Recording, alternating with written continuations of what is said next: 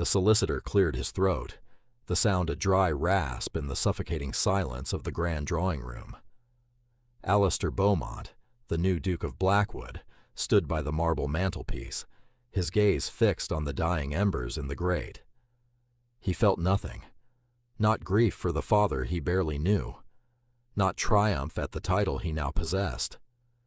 There was only a vast, hollow emptiness, the same companion that had walked beside him for 6 long years. The room was a gilded cage, choked with the cloying scent of lilies and the heavier stench of avarice. His relatives, a flock of vultures in mourning black, perched on the edges of silk-upholstered chairs.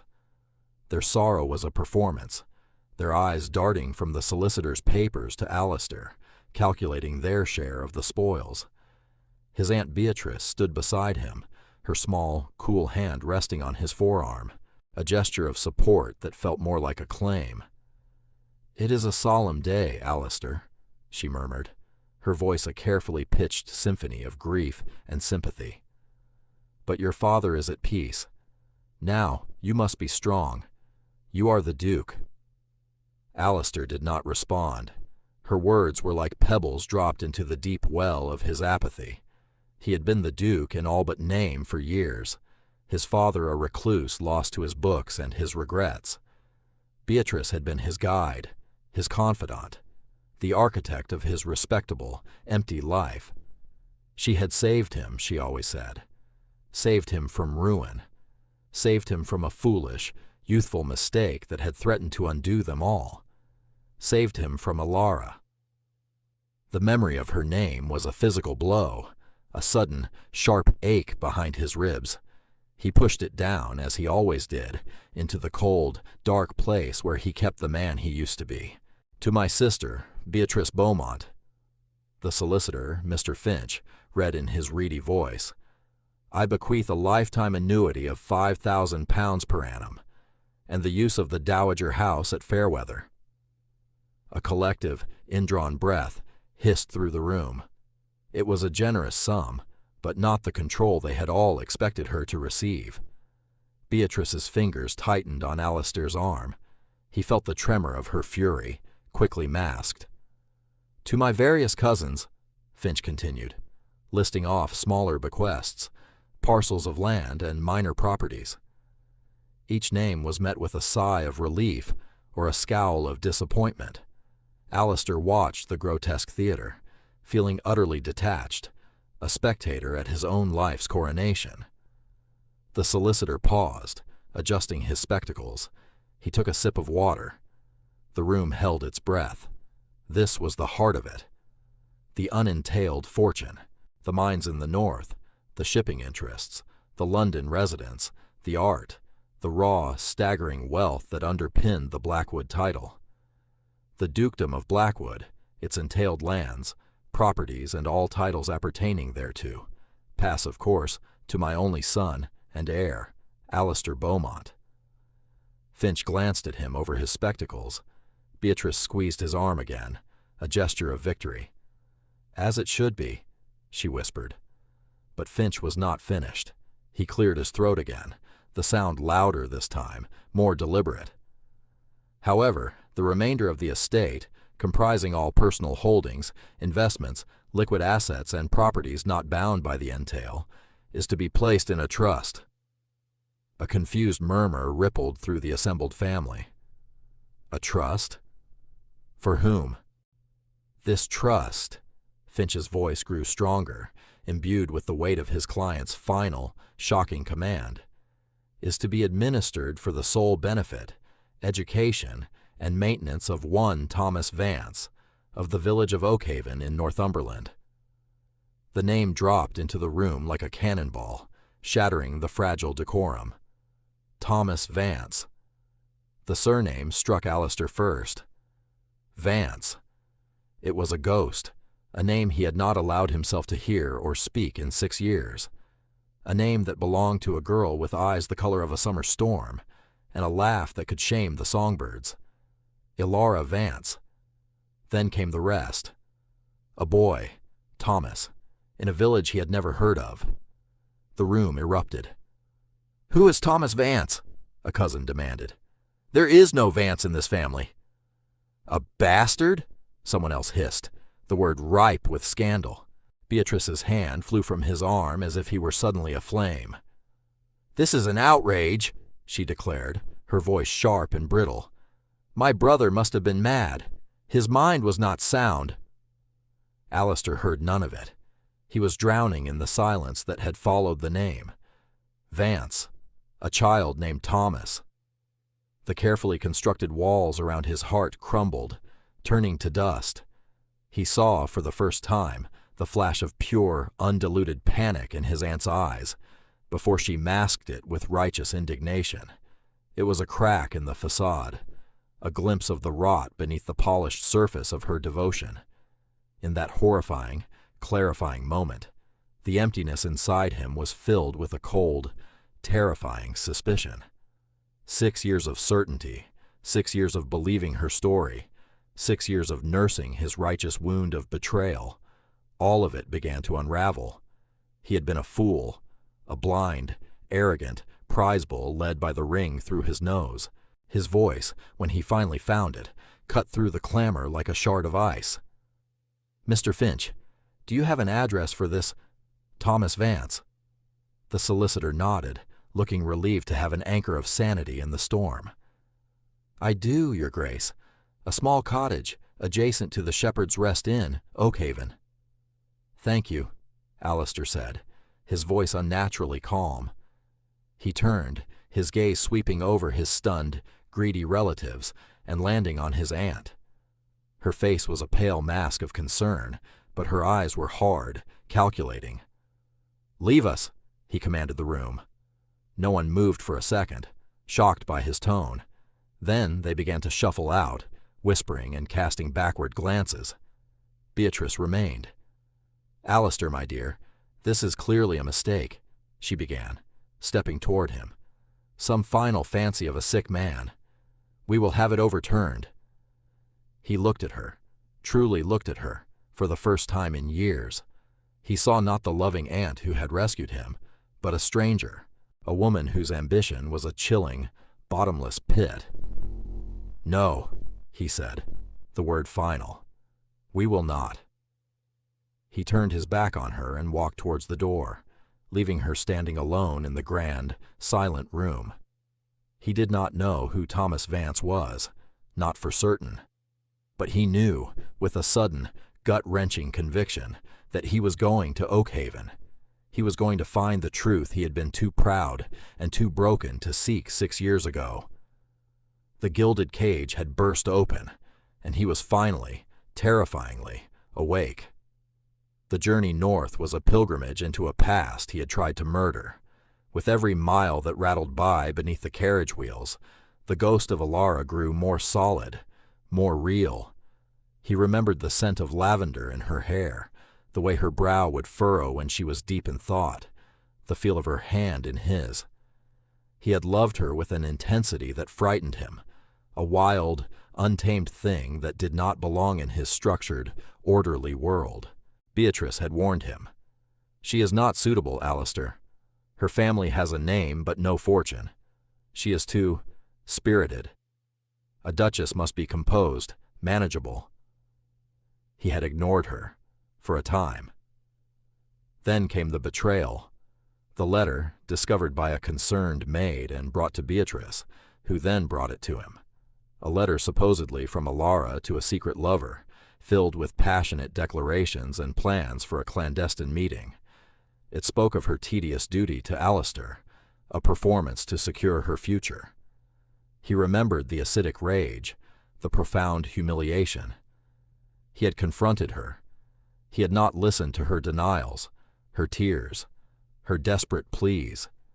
He had seen only the words on the page, the confirmation of every fear his aunt had so carefully planted in his mind. He had called her unspeakable things. He had told her to get out of his sight, out of his life. He had thrown her betrothal ring at her feet, a flash of sapphire and diamonds against the dark wood of the floor. She had simply looked at him, her storm-gray eyes filled with a desolation so complete it had scared him. Then she had turned and walked away, leaving the ring where it lay. He never saw her again. Beatrice had handled the details, informing him weeks later that Miss Vance had accepted a handsome sum to disappear quietly. It was for the best, she had soothed. The scandal was contained. He was safe. Now the word safe tasted like poison. His investigator's report had reached him before he left London. Oakhaven was a small, remote village, clinging to the rugged Northumberland coast. The inn, the Shepherd's Rest, was run by a man named Giles, and living in the adjacent cottage was a woman known as Ellie Vance, a seamstress, and her 5-year-old son, Thomas. Ellie, Alara. The carriage finally crested a hill, and he saw it below. A cluster of stone houses huddled around a small harbor, bracing against the relentless press of the North Sea. The air that drifted in through the window was sharp with the scent of salt and coal smoke. It was another world, raw and honest, and a universe away from the perfumed rot of his London house. He did not take the carriage into the village. He instructed the driver to wait and walk the final half-mile, the wind whipping at his coat. He felt like an intruder, a creature of shadow stepping into a world of stark light. He found the inn easily enough, a sturdy, whitewashed building, and next to it, a small cottage with a slate roof and a tidy patch of garden where hardy cabbages grew. A line of washing snapped and danced in the wind. And there, pinning a small shirt to the line, was a woman. His breath caught in his throat. It was her. She was different, thinner. The softness of her youth had been weathered away, replaced by a lean, capable strength. Her hair, the same shade of dark honey, was pinned up simply, stray strands escaping to whip across her face. Her hands, pinning the shirt, were not the soft, pale hands of a lady. They were chapped and reddened from work. But it was her. The turn of her head, the line of her neck, the quiet grace in her movements. It was all Alara. And then the cottage door burst open, and a small boy with a tangle of dark hair ran out, chasing a squawking chicken. He was a whirlwind of energy, his laughter carried on the wind. He stumbled on an uneven stone, tumbling into a heap on the grass. Alara gasped, dropping her washing basket and rushing to him. She knelt, her hands hovering over him, her face a mask of frantic concern. "Thomas, are you hurt?" The boy sat up, a smudge of dirt on his cheek. He looked up at his mother, his face screwed up not in pain, but in frustration at the escaped chicken. And Alistair saw his eyes. They were not Alara's stormy gray. They were a clear, startling blue, the exact shade of blue that stared back at Alistair from his own reflection every morning. The Beaumont eyes. The world stopped turning. Every sound, the crying gulls, the snapping laundry, the crashing sea, faded into a dull roar. The cold suspicion that had taken root in London bloomed into a monstrous, undeniable certainty. Thomas Vance, his son. He started walking toward them, his legs feeling disconnected from his body. He was moving through a dream, a nightmare of his own making. Alara heard his footsteps on the gravel path. She looked up, her expression of maternal worry shifting to confusion, and then, as she recognized him, to sheer, frozen shock. All the color drained from her face, leaving it as pale as sea foam. Her body went rigid, and her arm instinctively wrapped around her son, pulling him close, shielding him. It was a gesture of pure, primal protection, a shield against him, the monster from her past. He stopped a few feet away, his heart hammering against his ribs. He could not find his voice. What could he possibly say? "I am sorry I destroyed your life and abandoned our child, because I was a blind, arrogant fool." She found her voice first. It was not the voice he remembered. The musical warmth was gone, replaced by something brittle and cold, like a shard of winter ice. "What are you doing here?" The question was not a question. It was a damnation. "Alara," he managed, his own voice rough, unfamiliar. Her name on his lips made her flinch. "Do not call me that. My name is Ellie." She stood up, pulling Thomas behind her skirts. The boy peered around her, his blue eyes wide with curiosity. My father died," he began, the words clumsy, inadequate. "His will." "I care nothing for your father or his will," she cut him off, her voice trembling with a tightly controlled fury. "Why are you here, Blackwood? Have you come to finish the job? To ruin what little I have left?" "No," he said, taking a step forward. "No, I came to—" "Stay back," she commanded, her voice rising. "If you have come for him," she gestured to the boy hiding behind her, "you will have to kill me first." The ferocity in her gaze struck him dumb. This was not the gentle girl he had courted. This was a she-wolf defending her cub, and he was the predator. He saw himself through her eyes, the rich, powerful man who had discarded her without a second thought, now appearing from nowhere to threaten the one precious thing in her world. "He is my son," Alistair whispered, the words tasting of ash and regret. A bitter, humorless laugh escaped her. "He is my son. He has my name. You gave up any right to him 6 years ago when you threw me out like so much garbage." She looked at him, her gray eyes sweeping over his fine wool coat, his polished boots, the visible chasm of wealth and power that separated them. "You have your title. You have your lands. What more could you possibly want from me?" "The truth," he said, his voice raw. "Elara, I think I was lied to." She stared at him, a flicker of something unreadable in her eyes, before she hardened them again. "It is 6 years too late for the truth, Your Grace. Now I will ask you one last time. Leave. Leave Oakhaven and never come back." She turned, taking Thomas by the hand, and walked back to the cottage, her back ramrod straight. She did not look back. The cottage door closed with a quiet, final click. Alistair stood alone in the whipping wind. The curious blue eyes of his son burned into his memory. He had not just been lied to. He had been the willing accomplice to the theft of his own life, his own heart, his own child. The desolation that washed over him was a cold, black tide, and for the first time since that day 6 years ago, he felt the sharp, agonizing sting of tears. He would not leave. He could not. Penance had a name, and it was Oakhaven. The Shepherd's Rest Inn was as sturdy and unpretentious as the village itself. The main room smelled of beer, sawdust, and frying fish. A large man with a thick gray beard and arms like oak limbs stood behind the bar, wiping a tankard. He watched Alistair enter with an expression of deep, immovable suspicion. "Can I help you?" the man asked. His voice was a low rumble. "I need a room," Alistair said. The innkeeper's eyes narrowed, taking in Alistair's expensive, out-of-place attire.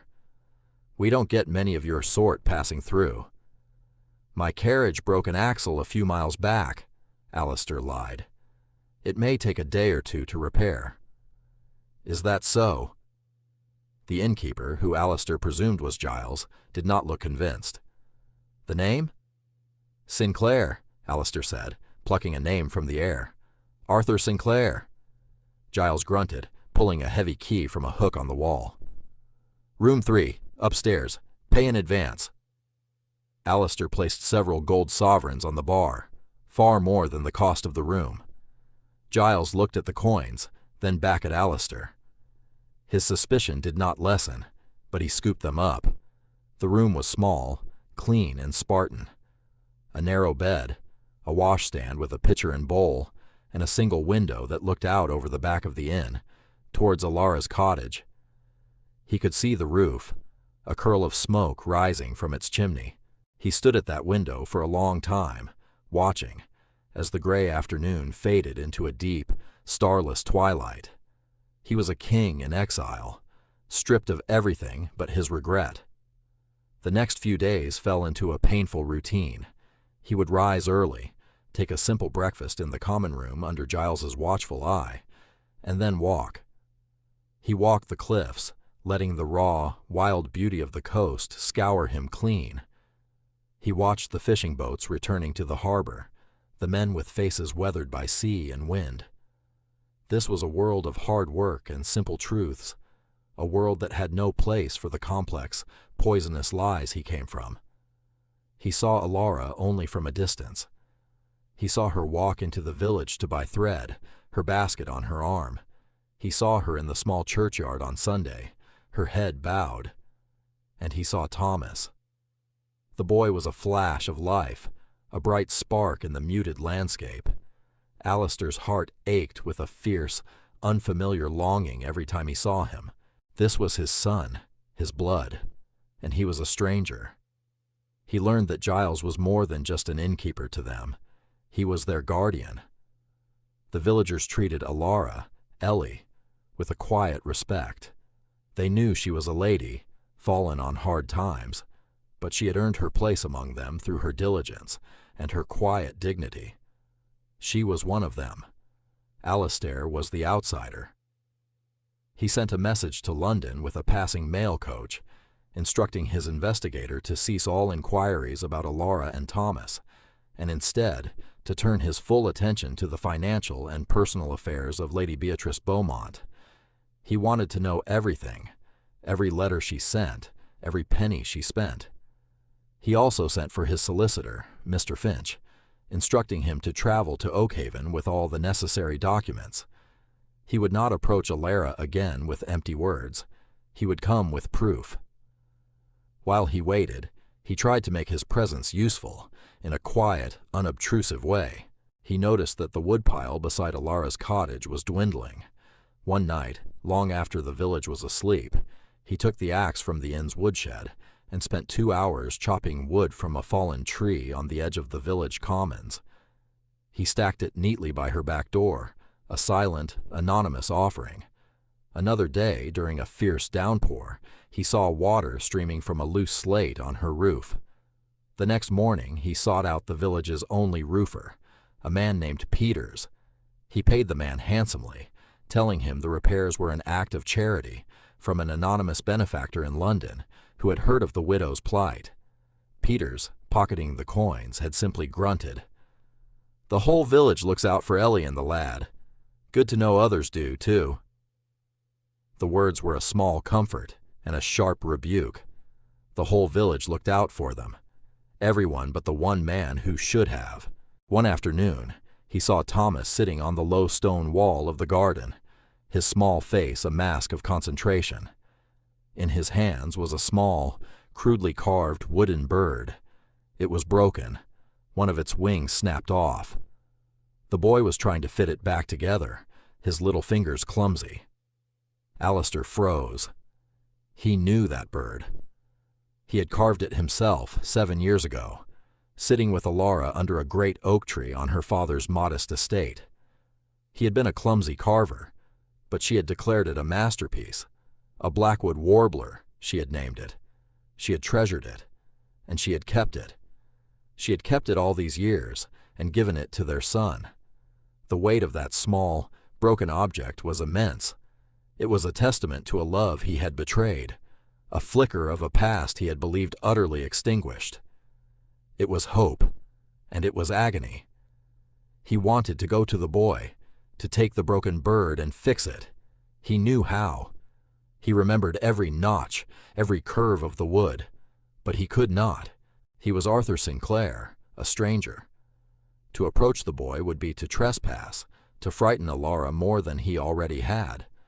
So he stayed where he was, hidden in the shadows of the inn, and watched his son struggle with the broken pieces of a past Alistair himself had shattered. The wait for the truth was a slow, grinding torment, but he would endure it. He had waited 6 years in ignorance. He could wait a few more days for the chance at redemption.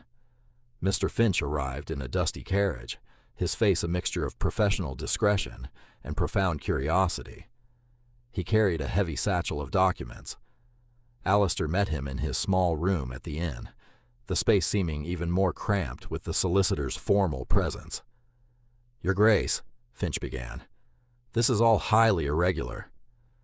My entire life has become highly irregular, Finch, Alistair said, gesturing for him to sit on the lone, rickety chair. What have you brought me? The solicitor laid out the papers on the small table, a certified copy of the will, bank drafts, and a thick file. This is the preliminary report from the investigator, as you requested. It arrived just before I departed. Alistair picked up the file. His hands were steady, but his heart was not. He opened it. Inside were records of payments, copies of letters, timelines. It was a meticulous map of his aunt's deceit. For 6 years, Beatrice had been intercepting his father's correspondence. The old Duke, it seemed, had his own suspicions after Alara's disappearance. He had tried to find her. He had hired his own agents. But Beatrice, controlling the household, had been a gatekeeper. She had fed her brother lies, told him Alara had run off with another man, and was living a decadent life on the continent, bleeding the man for his money. But his father had not entirely believed her. He had found a way to circumvent her, using an old, trusted valet to send and receive messages. And eventually, he had found them. He had learned of Thomas. He had known for almost a year. He had been quietly arranging his affairs, changing his will, ensuring that the son his own heir had abandoned would be protected. The will was not an act of madness. It was an act of atonement. His father's atonement for his son's sins. The file also contained financial records. Beatrice had been living far beyond the means of her annuity. There were debts, secret loans, payments to shady individuals. One payment, dated 6 years ago, was to a former lady's maid of Alara's, a woman who had been dismissed for theft shortly before the scandal. The maid who had found the letter. But the final, damning piece of evidence was something the investigator had found tucked away in a locked box at the back of Beatrice's wardrobe. It was a small, exquisite sapphire ring, Alistair's betrothal ring, the one he had thrown at Alara's feet. She had not taken it. Beatrice had. She had kept it like a trophy, and beneath the ring, on a piece of paper yellowed with age, was a draft, a practice sheet. On it, in what the investigator's expert had confirmed was Beatrice's handwriting, were phrases, crossed out and rewritten, that mirrored the text of the forged letter. My tedious duty to be a gilded cage. Meet me at the Old Folly. She had composed the lie herself. Alistair closed the file. The cold fury that filled him was a clean, purifying fire. It burned away the last vestiges of his old self, the naive, trusting man he had been. Finch, he said, his voice quiet, deadly. I am returning to London. I want you to draw up a document. It will strip Lady Beatrice Beaumont of her annuity and her use of the Dowager House. She is to be removed from Blackwood House immediately.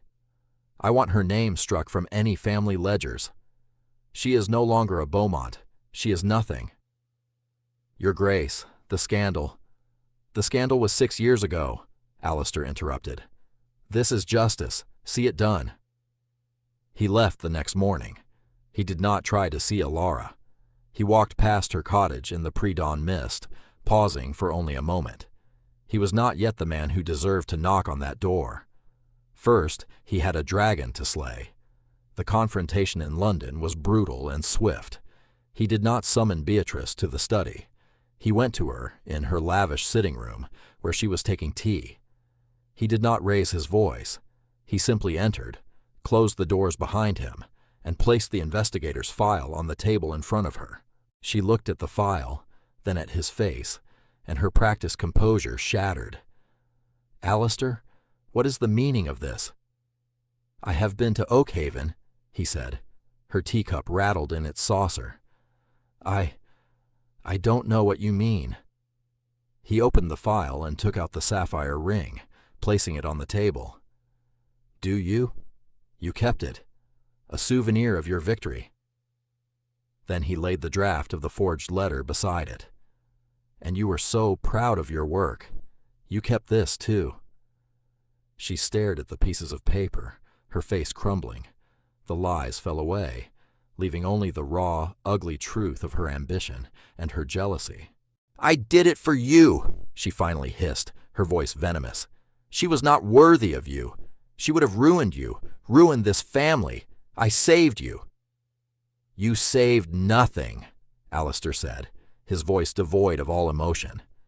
"You destroyed everything. You stole my son from me. You let me believe a lie that hollowed me out, that turned me into this empty thing. All for what? Money? Control? You were weak," she spat. "You were besotted. Someone had to be strong." "And now you will be strong, alone," he said. He laid the document Finch had prepared on top of the evidence. "You will be out of this house by nightfall. You will receive no more money from this family.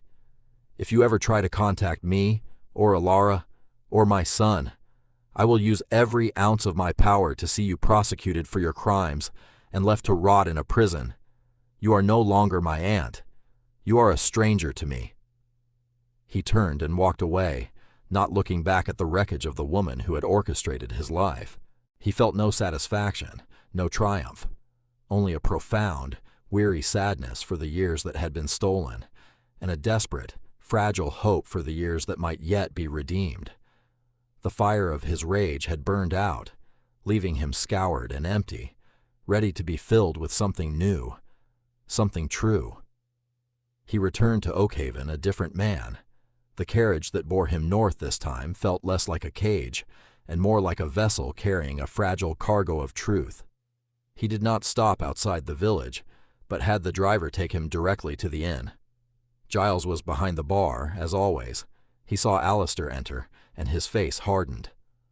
"Thought you'd left for good." "I had business to attend to," Alistair said. He placed a heavy purse on the bar. "For my lodgings, and for your trouble. My name is not Sinclair.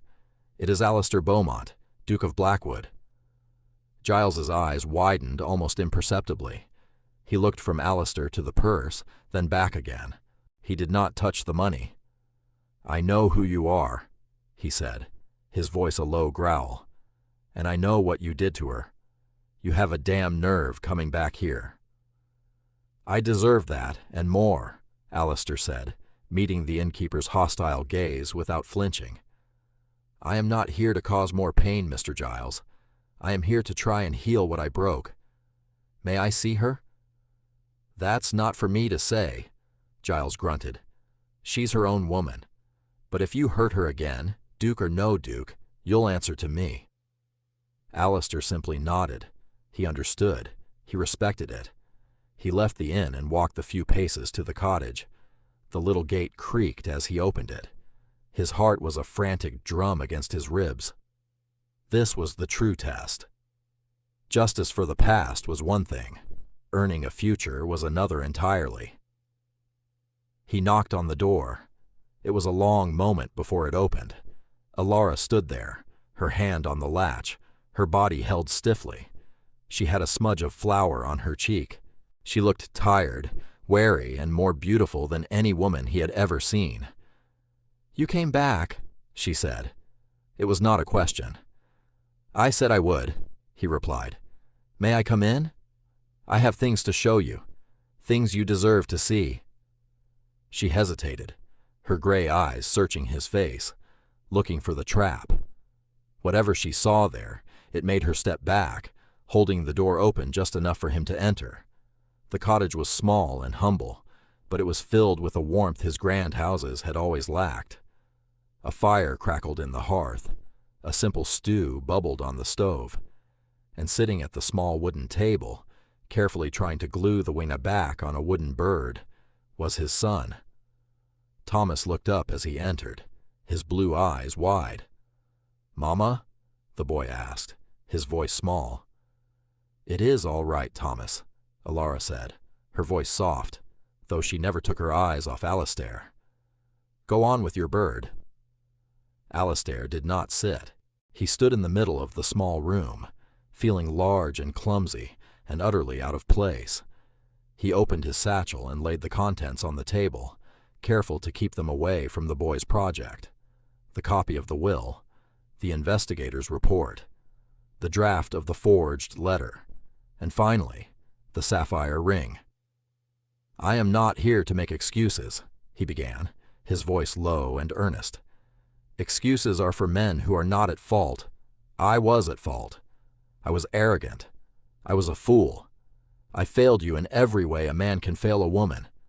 I did not trust you, and for that, I will be sorry for the rest of my life." He pushed the papers towards her. "But I was also deceived. This is the proof. This is how it was done. This is the lie my aunt built, and the lie I was weak enough to believe." Alara looked at the papers, her expression unreadable. She picked up the draft, her eyes scanning the familiar, hateful words written in a hand that was not hers. She picked up the ring, its facets catching the firelight. She had not seen it since it had lain on the dark floor of his study. He told her everything, about his father's search, about the will, about the confrontation with Beatrice. He stripped himself bare, hiding none of his own culpability, offering no quarter for his own blindness. He spoke until his throat was raw, until there were no more truths left to tell. When he finished, the only sounds were the crackle of the fire and the soft scrape of wood as Thomas continued to work on his bird. Alara was silent for a long time. She looked from the evidence on the table to his face, and then to her son. Finally, she spoke, her voice quiet. "So she is gone? She will never trouble you, or anyone, ever again," he promised. Another silence, then a small frustrated sigh came from the table. "I cannot fix it, Mama," Thomas said, holding up the bird. The wing had fallen off again. Alistair's gaze was drawn to the small, broken toy, the symbol of everything he had wrecked. Without thinking, he knelt down beside his son's chair. "May I see?" he asked gently. Thomas looked to his mother for permission. Alara watched Alistair, her expression guarded, but she gave a small, almost imperceptible nod. The boy handed him the bird. Alistair's fingers, so used to holding reins or a pen, felt clumsy as he took the small wooden object. But the memory was in his hands. He saw how the grain ran, where the break was clean and where it was splintered. "You see," he said softly, speaking more to the boy than to anyone else, "the glue will not hold if the wood is not smooth. We need to smooth it, just a little." He used his thumbnail to gently scrape away the old, dried glue. He showed Thomas how the pieces now fit together flush and clean. "There. Now it will be strong." He looked up and met Alara's eyes. He was kneeling on her hearth, in her home, holding the broken token of their shared past. In that moment, he was not a duke. He was just a man, trying to mend what he had broken. He saw the ice in her eyes begin to crack. A sheen of unshed tears softened their stormy gray. He had not come with demands or commands. He had not come to claim his son or his duchess. He had come with the truth, and he had knelt. The healing was not instantaneous. It was a slow, cautious process, as delicate as mending the wing of a small wooden bird. Alara did not welcome him back with open arms, but she did not send him away. She invited him to stay for the simple stew that simmered on her hearth. They ate in a fragile silence, punctuated by Thomas's childish chatter. The boy, with the innocence of his age, was not afraid of this quiet, sad man. He was fascinated by him. He showed Alistair his collection of smooth stones from the beach and asked him if there were chickens in London. Alistair answered each question with a gentle gravity, his attention wholly focused on the son he was just beginning to know. Alara watched them, and for the first time in 6 years, the tight knot of fear and anger in her chest began to loosen. She saw not the cruel duke who had condemned her, but a man humbled by regret, cautiously reaching for a connection he did not know if he deserved. He did not stay at the cottage. He returned to his room at the inn, but he came back the next day, and the day after that. He did not presume.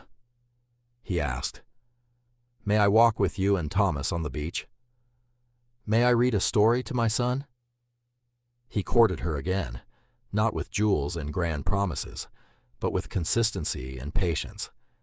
He brought her tea when he saw she was tired. He listened when she spoke of her life in Oakhaven, of the hardships and the small kindnesses. He learned about the woman she had become, resilient, strong, and fiercely independent.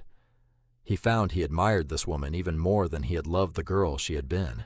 One evening, as they sat by the fire after Thomas was asleep, she finally looked at him and said the words he had longed to hear. "I believe you, Alistair." It was not yet forgiveness, but it was the foundation upon which forgiveness could be built. They decided together that their new life could not begin in the gilded cage of London, nor in the harsh exile of Oakhaven.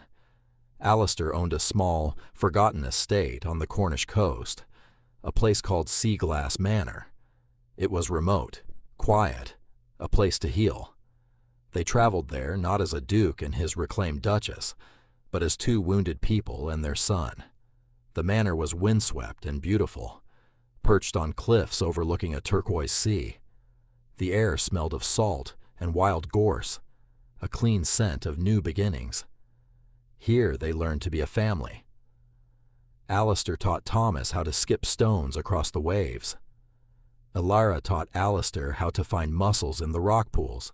They walked the beaches, talked for hours, and slowly, carefully, rebuilt the trust that had been shattered. He learned the depth of her strength, and she discovered the newfound humility in his. One clear, bright morning, he took her to a small, ancient stone church that stood alone on the headland. There were no guests, no pomp, no suffocating crowds, just the two of them, their son and a local vicar. He gave her a new ring, a simple band of gold, not a duchess's jewel. "I am not offering you a title, Elara," he said, his voice thick with emotion as he slid it onto her finger. "I am offering you my life, my heart, my absolute unending devotion, if you will have it." Tears streamed down her face, but they were not tears of sorrow. "I will," she whispered. They returned to Blackwood months later, but on their own terms. The oppressive atmosphere of the great house was dispelled. Windows were thrown open to the fresh air. The cloying lilies were replaced with simple wildflowers from the fields. Elara was not the manageable, composed duchess Beatrice had wanted. She was a partner, intelligent and strong, whose counsel Alistair sought and valued. Together they used the vast Blackwood fortune not for social climbing, but for good, funding schools and hospitals in the poor northern towns, including a new wing for the church in Oakhaven. The final scene of their old life was laid to rest.